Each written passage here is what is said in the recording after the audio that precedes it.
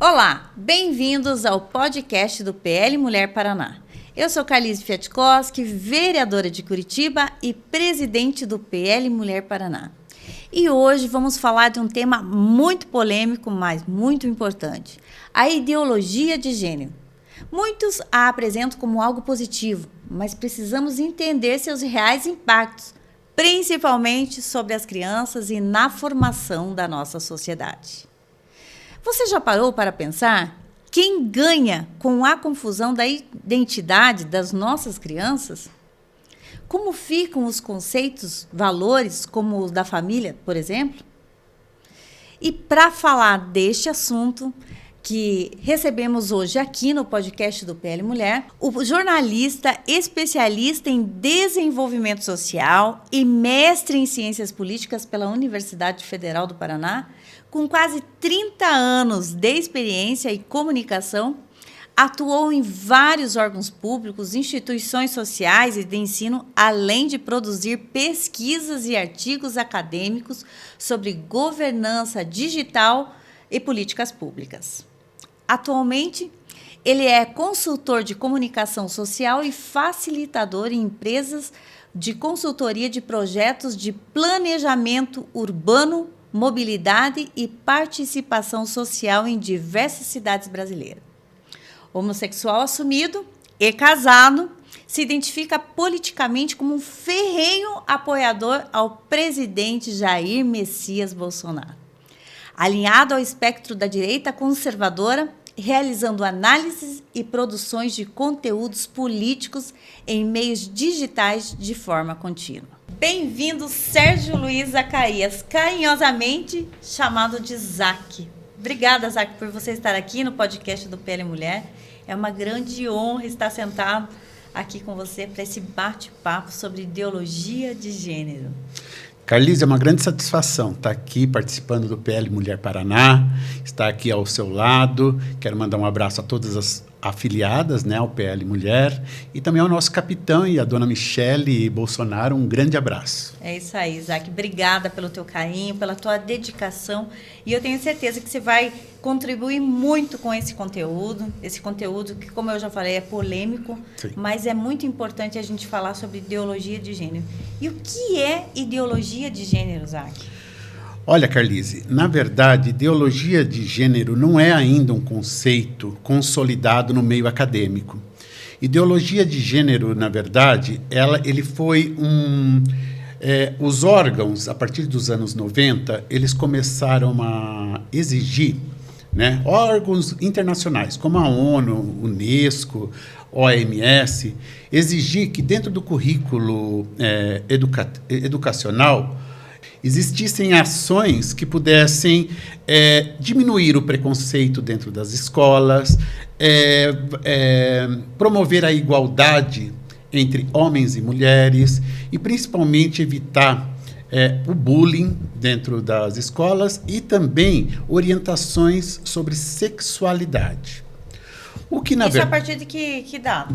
A partir dos anos 90. Isso daí, esse tipo de orientação começou a vir desses... Foi um movimento crescendo e começou dentro das escolas. Na verdade, tudo isso faz parte daquilo que nós conhecemos como agenda woke, né? O que é essa agenda woke? Fala para as nossas filiadas. Eu acho que é importante Vamos abrir um parênteses aí, né, do conceito de ideologia, mas fala um pouquinho rapidamente o que é essa agenda woke, que tanto se fala aí.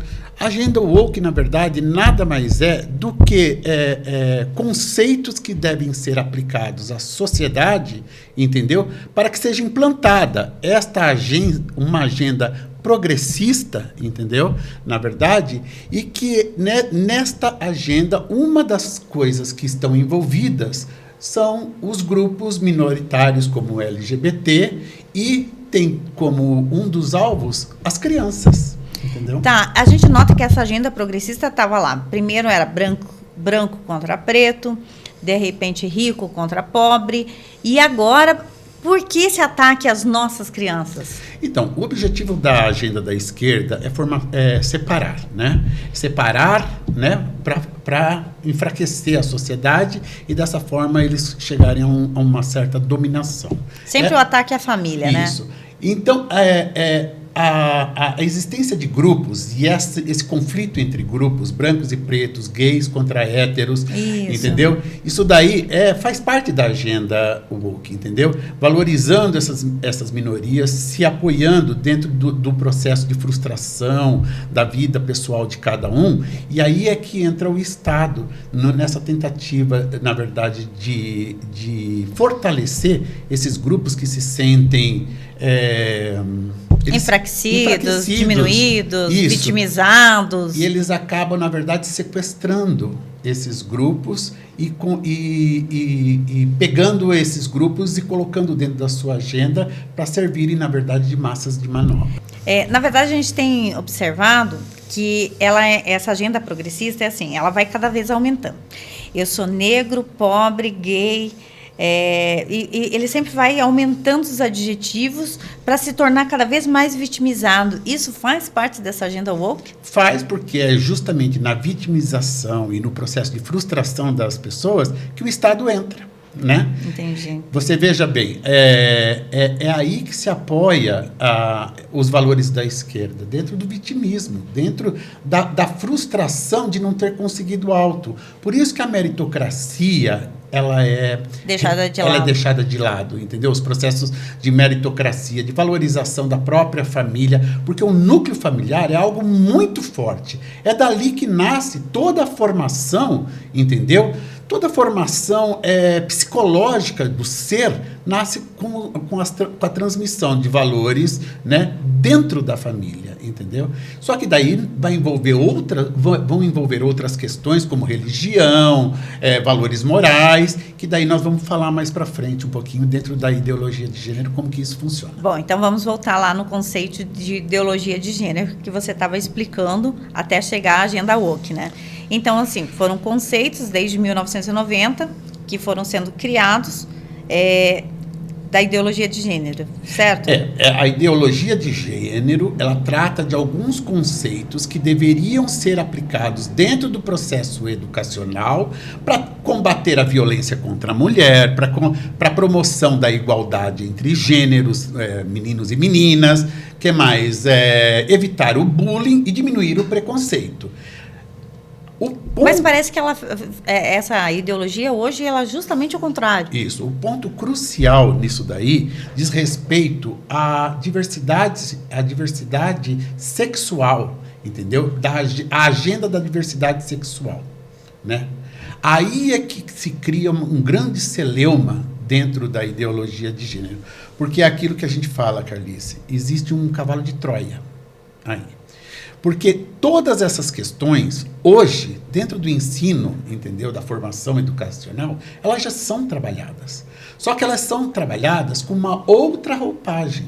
Elas são trabalhadas através da promoção da cidadania desse estudante. Claro que nas escolas ensina-se todas as disciplinas do currículo básico, né? Que a criança vai para lá para aprender português, matemática, biologia, essas histórias. Mas existe também dentro do currículo de formação educacional, existe também essa aplicação da formação cidadã.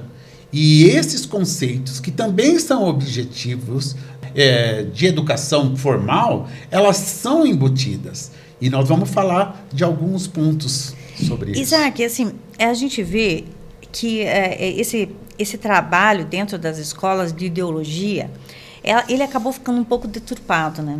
E você já demonstrou um pouco aqui pra gente. Você já foi professor? Sim. Não sei se atualmente você ainda está atuando como professor. Aliás, atuando, né? Porque professor você sempre vai ser. E a gente esqueceu de dizer aqui que você também é dentista, né? Sim, mas essa parte aí já faz mas tempo. Assim, você como professor, como que você enxerga esse trabalho dentro das escolas sobre ideologia de gênero? É uma doutrinação hoje?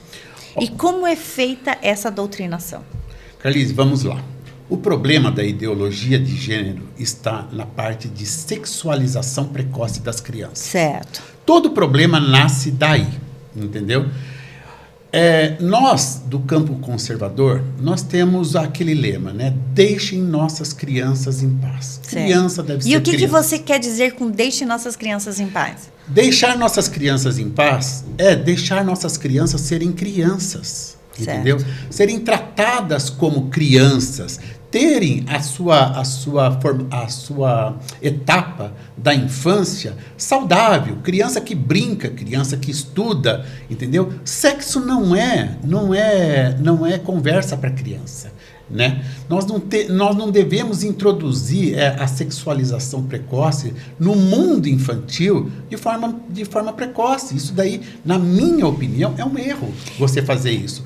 E o erro da ideologia, da aplicação da ideologia de gênero na escola é quando, de forma até mal intencionada, esse processo se dá com características e com uma roupagem de que estamos defendendo nossas crianças, de que estamos informando nossas crianças, mas, na verdade, eles estão usando instrumento, na verdade, dentro das escolas para promover essa sexualização precoce, que, na minha opinião, é muito nociva para as crianças. Tá, e quando você fala que eles estão introduzindo, né, o assunto sexo ali com a criança, mas eles não usam a palavra sexo mais. Hoje é gênero. Então, não existe mais o sexo masculino e feminino. E isso é uma discussão que a gente fala aqui, algumas vezes já foi levantado. As feministas, principalmente, se negam a falar assim, nós temos 2 sexos biologicamente, não existe o outro. Ou é masculino, ou é feminino. Aí tem as orientações sexuais. Tudo bem. Ninguém aqui é homofóbico, ninguém aqui é contra. Está aqui um exemplo, você é heterossexual assumido, casado, é uma pessoa que merece o respeito como qualquer outra pessoa. E o PL, ele traz, toda hora, a gente tenta demonstrar isso, mas eles tentam mostrar que a gente é preconceituoso. Quando a gente fala que a gente é contra essa aceleração nesse conteúdo, trazendo um assunto que ainda a criança não tem maturidade para compreender. E a gente percebe que, tirando a palavra sexo, virou gênero. Então, a gente percebe que as crianças estão começando a ficar perdidas.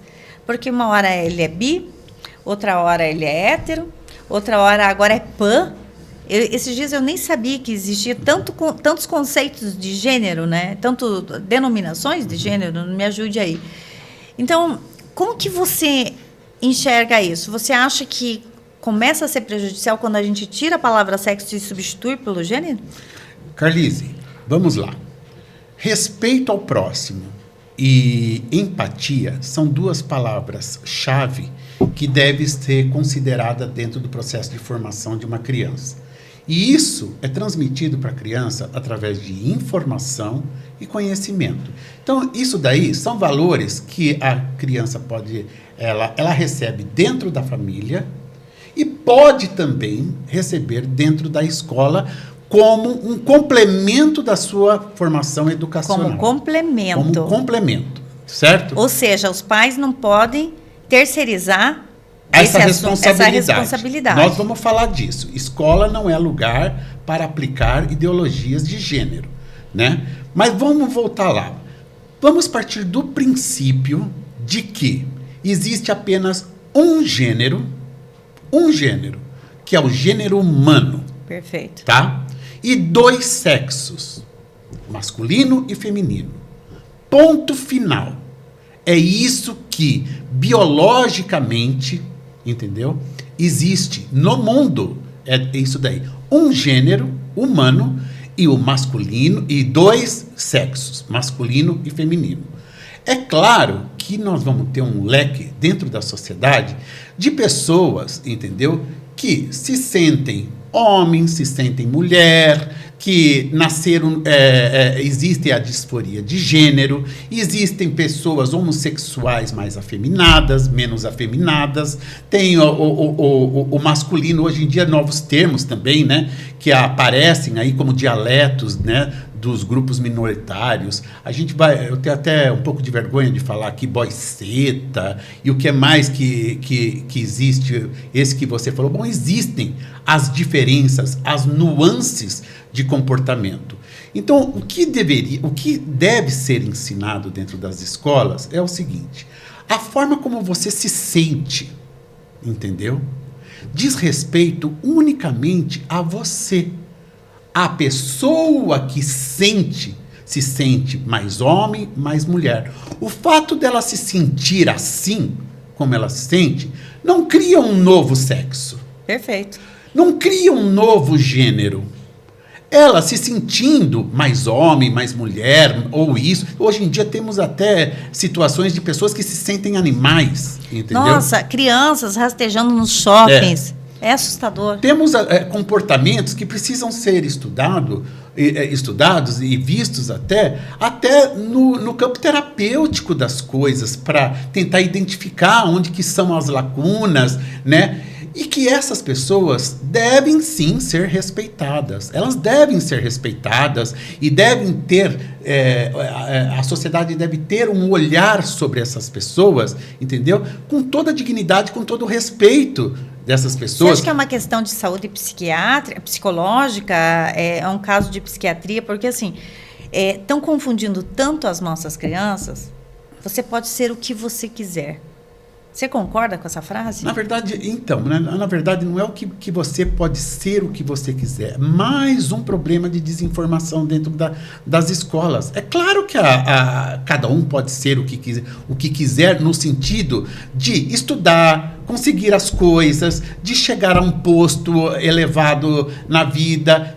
Todo homem e mulher tem todo o direito o céu é o limite. De ser o que quiser, de sonhar e chegar aonde quiser, entendeu? Agora, você não consegue, se você nasceu no corpo de um homem, no sexo masculino, você não consegue ser mulher. Não, e nunca vai ser. E nunca vai ser. É isso que eu gostaria de concluir. Você pode se sentir, você pode ter uma orientação, mas ser uma mulher você não é. Aquela criança, aquele jovem, aquele adolescente, eles se sentem diferente no corpo onde ele existe.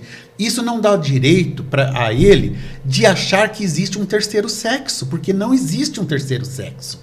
Não existe um segundo gênero, entendeu? Ele é do gênero humano. Só existem 2 sexos. A pessoa, ela tem que entender que ela pode ser um homossexual masculino, feminino, gostar de menino, gostar de menina, mas isso não cria um terceiro gênero, um terceiro sexo. Você está entendendo? Ela continua pertencendo a uma das categorias que a humanidade pertence. Ou ela é masculino ou ela é feminino. Entendeu? Que ela pode promover a mudança que for no corpo físico dela, que morfologicamente vai haver a mudança, mas tudo isso daí, a forma como ela está se sentindo, não faz com que a sociedade crie um terceiro sexo. Ela merece respeito, ela merece consideração, ou em alguns casos até tratamento, né? Encaminhamento para um tratamento psicológico. Zé, você falou num ponto muito importante, tratamento psicológico, tá? Você é homossexual assumido. Como que foi, se você puder compartilhar com a gente, porque com certeza nós temos algumas mães que de repente não sabem como se comportar, até que ponto é uma orientação, né, de uma criança, até que ponto é uma doutrinação, quando que uma mãe consegue diferenciar o que é a orientação de um filho e o que é a doutrinação de um filho. E também eu queria que você falasse um pouquinho, rapidamente, se você se sentir à vontade, como que foi esse processo, quando que entra essa ajuda psicológica. Até mesmo para a orientação é necessário ter uma ajuda psicológica? Carlise, eu vou te falar uma coisa. Ninguém é homossexual porque quer. Certo. Né? Ninguém é homossexual porque quer. A homossexualidade, ela começa a despertar na criatura, no ser, entendeu? De formas diferentes. Para algumas pessoas, eu escuto falar que ainda muito criança já conseguia saber né? As preferências sexuais. Eu acredito que isso daí ela fica muito mais evidente na adolescência. Quando os hormônios começam a vir, você já percebe que você olha diferente, né? Você se sente diferente do teu irmão, que é hétero, e você entra em conflito. Isso daí são os dramas de cada pessoa, de cada indivíduo. Todas as pessoas no planeta têm seus dramas, têm seus medos, têm seus traumas, né? Não é só o homossexual que passa por esse processo. Eu sempre falo, inclusive, para as pessoas, você pensa, às vezes, por exemplo, dependendo da sociedade que você nasce, você nasceu mulher naquela sociedade, já é um problema, entendeu? Em determinadas sociedades, ser gordo, ter um nariz diferente, nascer com uma cor diferente, entendeu? Todas essas condições são dramas que todos os seres humanos passam, e na adolescência eles são mais, eles explodem de uma maneira muito maior, porque nem o adolescente ainda não tem uma capacidade de se entender dentro daquele processo com muita facilidade. Isso daí ele só vai adquirir com a maturidade. E se ele tem pessoas em volta dele que contribuem para que esse entendimento seja facilitado, entendeu? Esse processo vai ser mais fácil. Mas o que acontece dentro dos grupos de homossexuais é que, muitas vezes, de onde deveria vir esse apoio não vem, que é de dentro da própria família, né? E o indivíduo, ele começa a ver que ele é diferente dos irmãos dele e que ele não tem esse apoio dentro da família. E em muitos casos, e não são poucos, entra um ingrediente muito ruim nesse processo, que é a religião. Que nós podemos falar, abrir aqui uma página depois, só para falar desse ingrediente religioso, o quanto isso pode ser nocivo na vida de um adolescente ou de uma criança que começa a perceber que ele é homossexual. Ou seja, essa criança, ela tem orientação, porque é diferente. Ela nasce. Ninguém opta em ser homossexual. Não existe opção homossexual, então. Não existe. Não existe. Esse negócio de achar que homossexual é uma doença, o homossexual foi...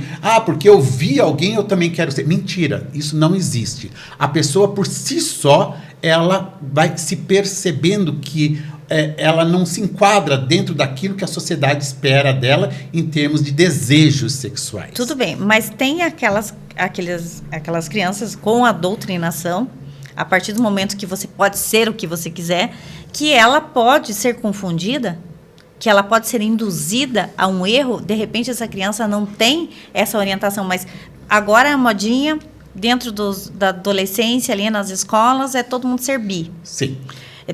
Inclusive, assim, a gente vê em alguns perfis de rede social de alguns adolescentes bissexual. Aí você fala assim, gente, mas essa criança, ela não tem nem experiência suficiente para saber o que é isso. Tudo bem, talvez tenha aquela criança ali que ela já vem, né, evoluindo, sentindo, passando desse processo. Mas, assim, a gente vê que é muito fácil. Para você não foi tão fácil assim você chegar e admitir que você era homossexual e você chegar à conclusão que você era homossexual, ou foi? Não, o meu caso, Carlise, eu vou ser bem sincero com você. Eu tenho uma família muito boa nesse sentido, entendeu? Meus pais são do interior, pessoas, entendeu, que nasceram no interior, tiveram muito vínculo ainda com o campo da agricultura, agrário, onde lá a exigência também é bastante forte. Mas, graças a Deus, eu tive uma família, entendeu, que me deu uma boa estruturação nesse sentido e que eu não tive nenhum tipo de dificuldade nesse sentido. Tá, sabe? Mas você acredita que algumas crianças, elas podem estar sendo enganadas e podem estar seguindo uma moda com essa doutrinação? O que eu penso em relação a isso é o seguinte, Carlise. O período da adolescência é um período em que se busca muito aceitação. Aceitação dos pais, aceitação de grupos, aceitação, né, de uma vida social, né? E neste período em que se busca aceitação, existe muito um modismo também. Então, vamos supor, é claro que se você está num ambiente em que isso é promovido quase como uma necessidade para que você seja aceito no grupo, você pode eventualmente vir a ter as suas experimentações nessa fase, entendeu? Pela orientação que é dada, muitas vezes.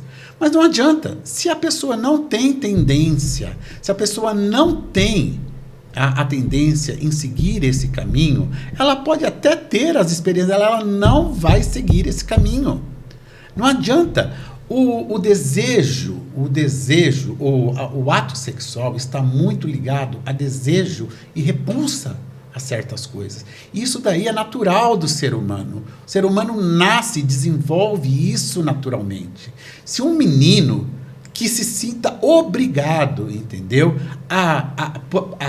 Por querer ser aceito naquele grupo, a fazer o que não está dentro dele, ele vai ter repulsa em relação àquilo lá. Então, eu acredito que a orientação por si só não vai fazer uma pessoa ser ou deixar de ser homossexual, entendeu? Mas o fato é o seguinte: há de se ter uma melhor compreensão e um melhor tratamento, entendeu? Sobre esta questão. Não só do ponto de vista sexual, mas do ponto de vista psicológico, de formação psicológica desta criança. E para isso, nós do campo conservador, nós do campo da direita, acreditamos que não é papel da escola fazer este processo. Este processo... Isso é responsabilidade dos pais. Dos pais. E o que o Estado poderia fazer nesse sentido? Fortalecer a família. Mas que não é o que acontece. Não é o que não acontece. A gente vê as pautas da esquerda que toda hora, com a principal pauta deles é destruir o pacto do poder, que é a família. É colocar o Estado mandando na família. É o Estado que diz que tem que tomar aquele tipo de medicamento, que diz que é vacina. É o Estado que diz agora o conteúdo que tem que ser aplicado dentro das escolas. Sim. Ou seja, é nítido que está tendo um ataque às nossas famílias. Por que você acha, e como que você vê esse ataque às nossas famílias hoje? Qual é o objetivo? Como que é a tua visão com toda essa ideologia dentro das escolas, fazendo com que as nossas crianças ficam perdidas, os pais se sentindo culpados? Me fale um pouquinho disso. Carlise, você veja bem, uma criança que se percebe homossexual ou percebe-se com tendências, entendeu, diferentes dos padrões sociais e ainda em tenra idade, entendeu? Saindo da fase da infância, indo para a adolescência, e não encontra esse apoio dentro de casa, não encontra o apoio da família, em muitos casos, principalmente em lugares onde o conhecimento, a informação ainda ela é muito difusa nesse sentido.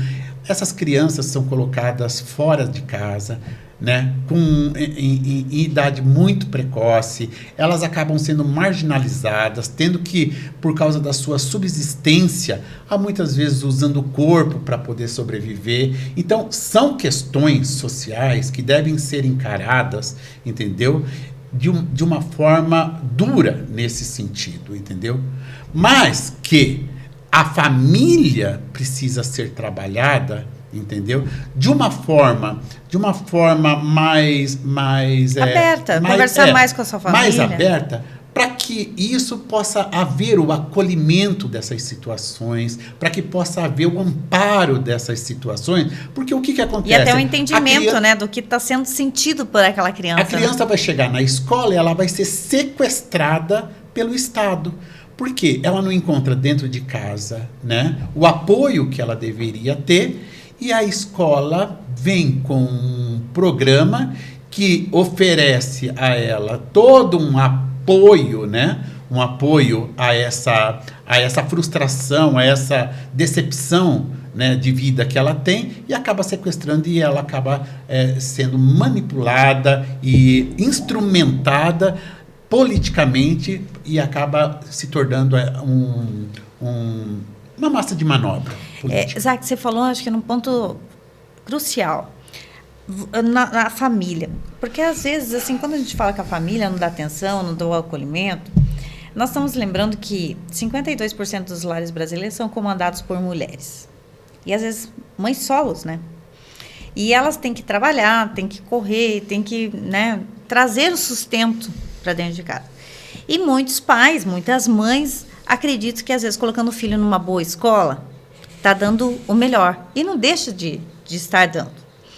Mas, às vezes, o pai e a mãe estão tão empenhados em trazer o sustento, dar uma vida boa para o seu filho, e está deixando o que é principal de lado, que é a atenção.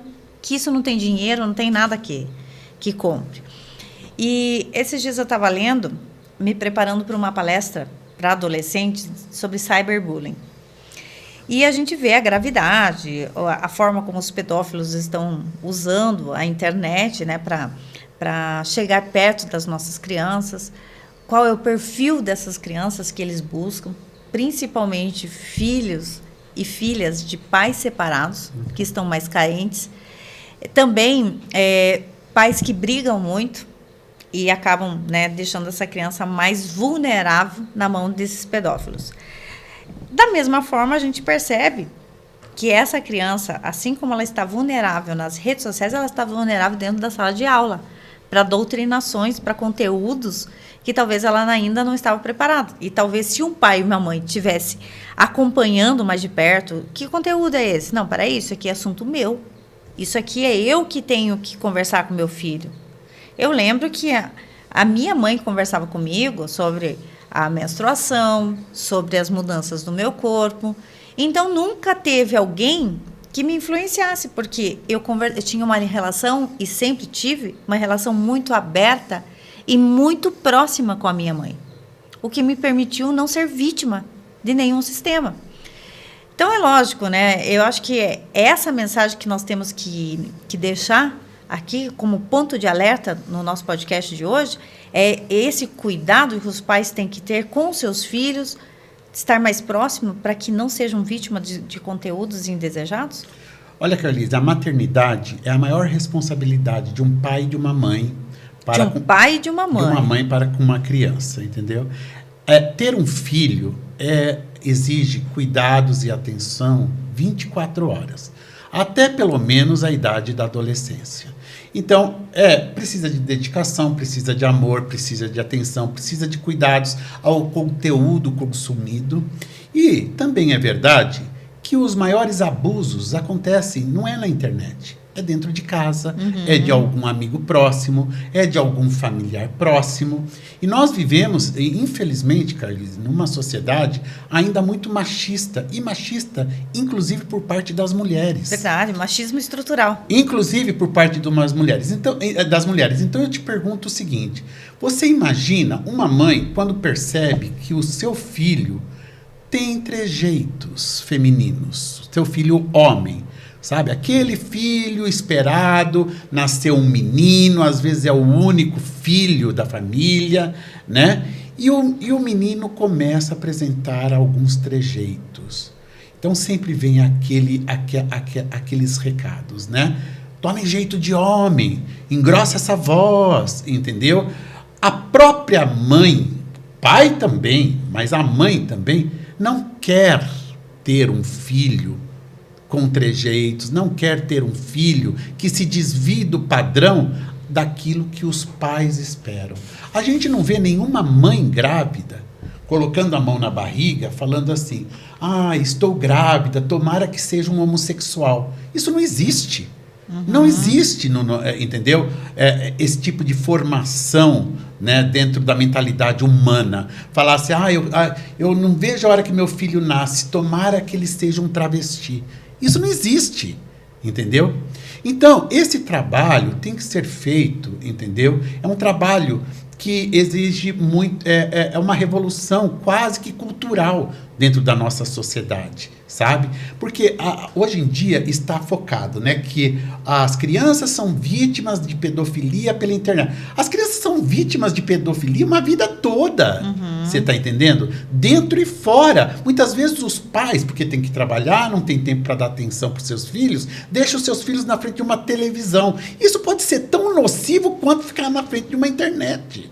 Por que a internet é nociva e a televisão não é? Uma programação nociva que a gente sabe que tem. Inclusive, na década de 90, nós passamos por um processo, as crianças, frente à televisão dos programas infantis, passou por um processo de sexualização precoce, principalmente as meninas, muito forte na década de 90, com esses programas das Paquitas e de Xuxa e de Melicinha e de não sei o que lá, e dancinha na boquinha da garrafa.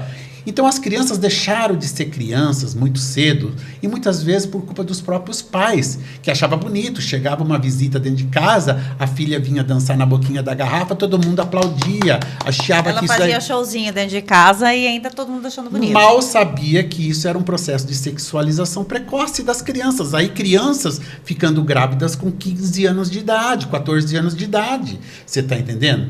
Então, é o que eu sempre digo, o caminho, entendeu? É o fortalecimento da família, valorizar, entendeu? A família, para que a transmissão dos valores morais, valores éticos, comece na tenridade, para que quando essa criança chegar na escola, entendeu? Essa pessoa passe pelo processo de formação intelectual dela, mas junto com isso, de formação de cidadã, conhecendo as palavras-chave que eu falei, que é respeito ao próximo e empatia. Onde se ensina empatia para as nossas crianças? Empatia, se colocar no lugar do outro. Sim. Saber que aquela criança que está ali, né, que tem trejeito, que gosta de um esporte que não é o esporte, né, do nosso Brasil. O menino não gosta de jogar futebol, ele gosta mais de dança, entendeu?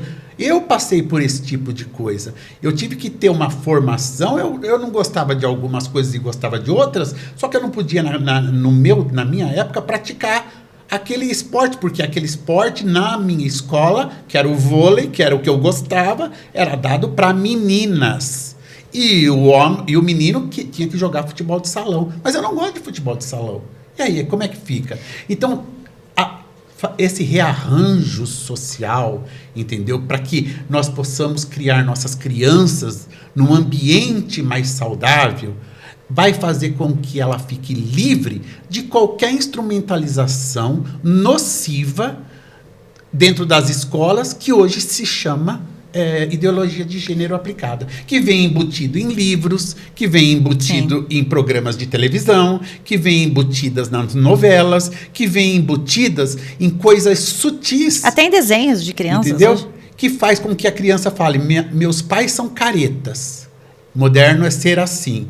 E acaba, entendeu? Experimentando e tendo um comportamento que muitas vezes não condiz com aquilo que realmente ela sente em termos de desejo. Para a gente finalizar essa atenção aos pais, depois eu quero entrar um pouquinho sobre esportes que você falou aqui, dessa competição de homens querendo competir com mulheres, mas a gente já chega nesse assunto. Para a gente finalizar, a questão dessa atenção dos pais, o que você falaria para os pais hoje, que ele está trabalhando, está correndo, mas ele tem esse amor ao filho, ele quer ter esse cuidado. Qual o primeiro ponto que você falaria? Pai, olha o conteúdo, cada 6 meses vai lá no colégio. O que você falaria para esse pai? Como que ele pode acompanhar essa criança, esse adolescente dentro das escolas? Eu acho assim, primeira coisa, os pais têm que procurar transmitir para os seus filhos valores universais.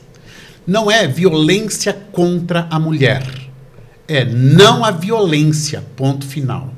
Não, a igualdade entre homens e mulheres tem que ser ensinada já quando criança, entendeu, para esses filhos, de que homens são diferentes de mulheres.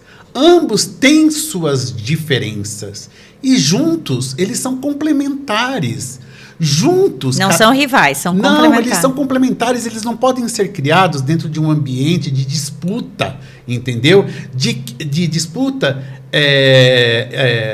eles têm que ser criados dentro de um ambiente de cooperação, as mulheres cultivando as melhores habilidades dela, os homens cultivando as melhores habilidades nele. O homem tem que entender que ele, fisicamente, tem mais força do que uma mulher, e que a mulher, por conta disso, né, do homem ter mais força física, a mulher precisa ser preservada os espaços das mulheres, porque as mulheres são mais vulneráveis em determinados espaços. Elas não podem ser igualadas aos homens. Por isso... Isso não diminui a mulher. Não diminui a mulher. Ela precisa ter os espaços delas preservados e a proteção masculina. Isso tem que ser ensinado desde criança. O filho menino tem que entender que ele não pode bater na irmãzinha dele, mas ele não pode bater em ninguém. Não é só na irmãzinha dele que ele não pode bater. Agora, é claro que dentro de uma sociedade, de uma família desorganizada, em que a criança vê o pai batendo na mãe e que vê toda a desorganização social, isso vai influenciar na vida de uma criança. Então, o comportamento, o exemplo dos pais e transmitir esses conceitos universais para as crianças, eu acredito que possa fazer com que essa criança fique vacinada no sentido de estar protegida dentro de qualquer tipo de instrumentalização política que o Estado queira fazer nela, dentre elas a ideologia de gênero. Zac, você falou da diferença física, né? Que nós temos a força do homem, né? Até pela explosão de testosterona que o homem tem, muito mais do que a mulher. O que você me fala quando você vê, e não é porque você é homossexual que eu já sei um pouquinho do teu pensamento, que você concorda em um banheiro único dentro de uma escola para meninos e meninas.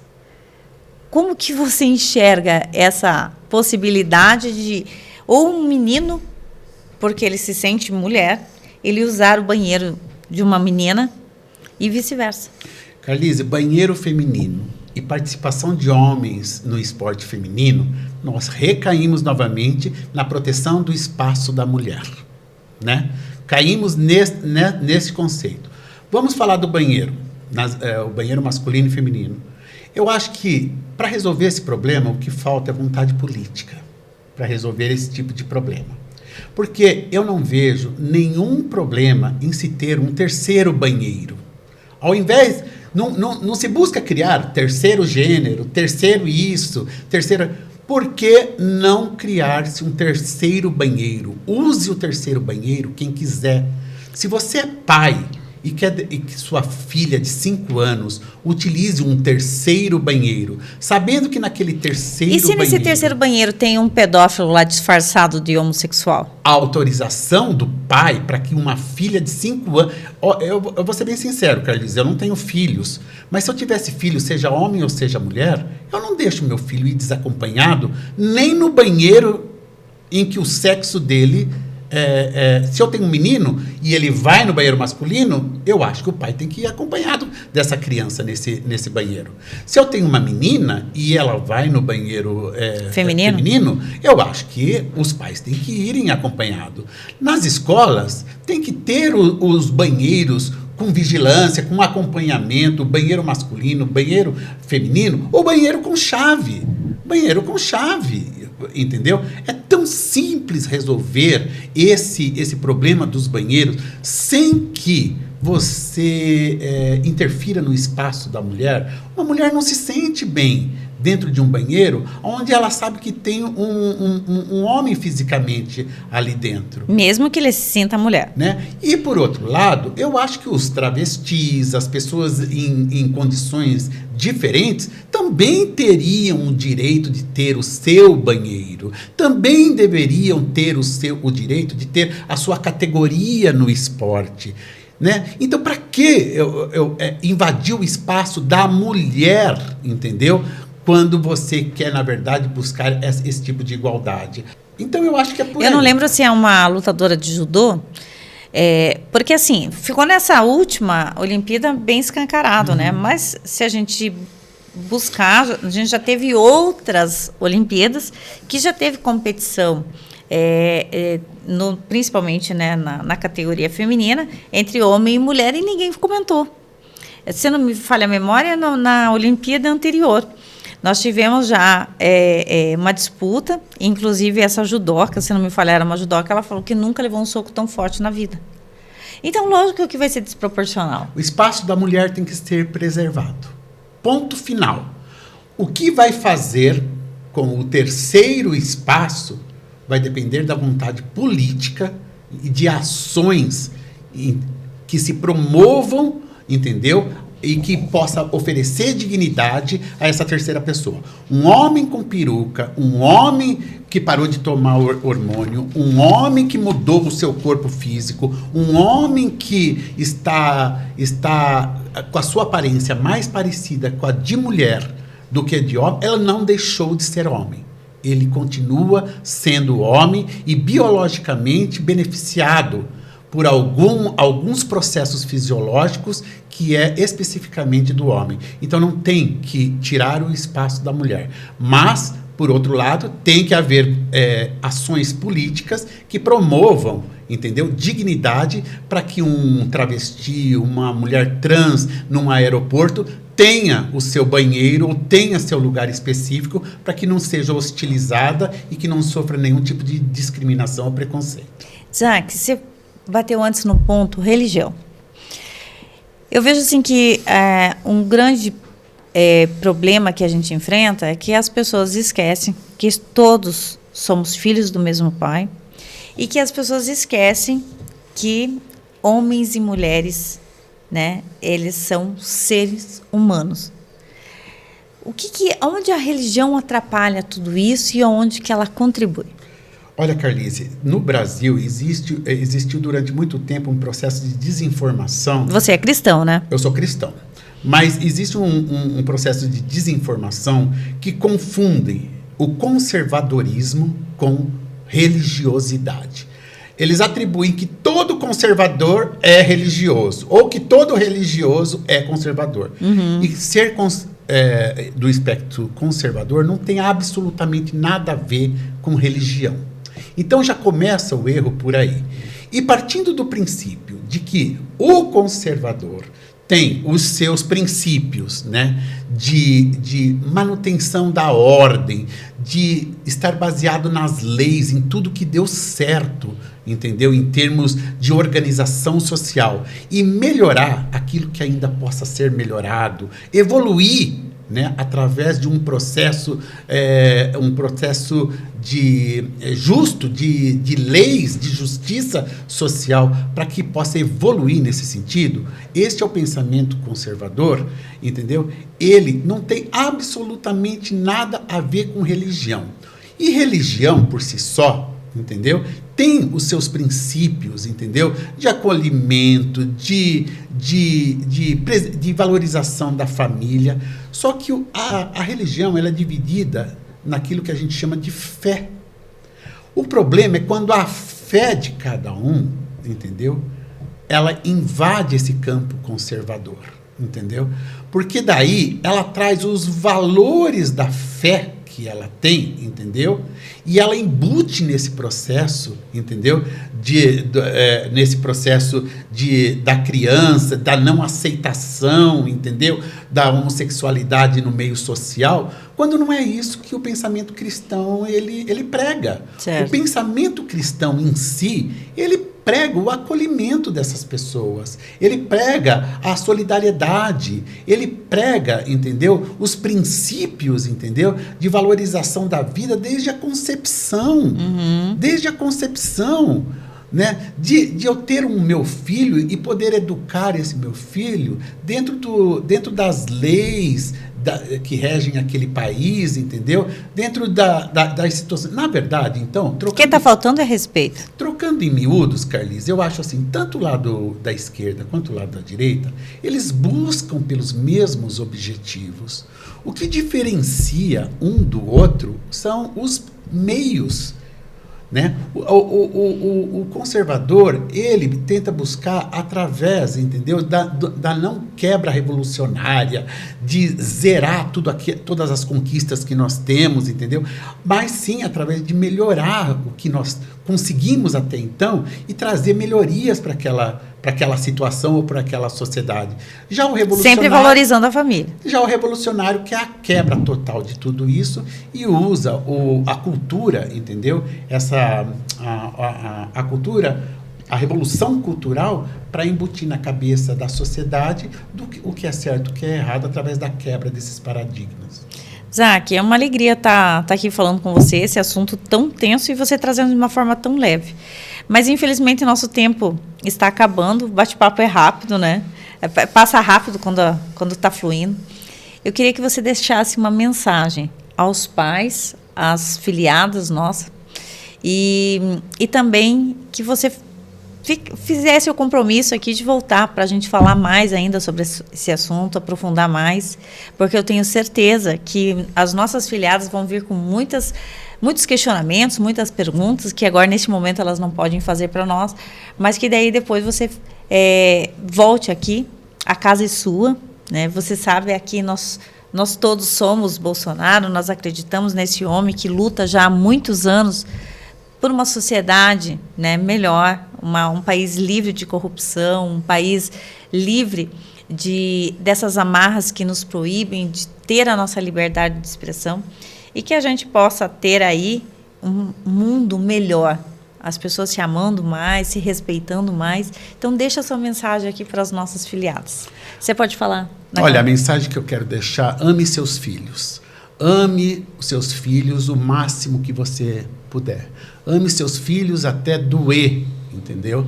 A gente pode deixar essa mensagem. E procure cultivar no seio da sua família valores universais, valores à não violência e principalmente a empatia. Sempre se colocar no lugar dos outros, sempre pensar que aquela pessoa é filho de alguém, ela também tem uma mãe, ela pode não ter tido muito amor na sua infância, ela precisa de um abraço, ela precisa de confiança para poder seguir adiante.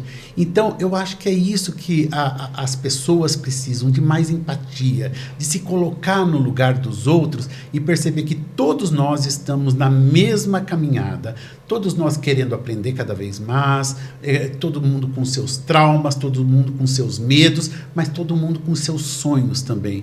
E eu acho que cabe aos pais essa grande responsabilidade de educar seus filhos, amando eles o máximo que puder e orientando para que eles possam, que essa caminhada para eles seja o mais fácil possível. Zac, foi maravilhoso. Obrigada de coração pela tua disponibilidade e por trazer todo o teu conhecimento aqui para a gente. Obrigada, valeu, viu? Obrigado você, Carlice. Eu quero deixar aqui uma mensagem bem clara às nossas filiadas do PL Mulher Paraná. Defender as crianças é defender a vida, a família e o futuro do nosso país. Famílias, fiquem atentas, conversem em casa e não deixem que ideologias ditem quem seus filhos são. Essa é uma responsabilidade que não pode ser terceirizada. A ideologia de gênero não é apenas um debate acadêmico. É uma disputa pelo coração e pela mente da próxima geração e nós não podemos ficar em silêncio. Participe da vida escolar do seu filho, conheça, se aproxime da escola, questione o conteúdo, converse em casa e estejam atentas. A formação das nossas crianças é a maior responsabilidade que temos que ter. Um beijo grande no coração e que Deus abençoe as nossas famílias e até o próximo podcast do PL Mulher.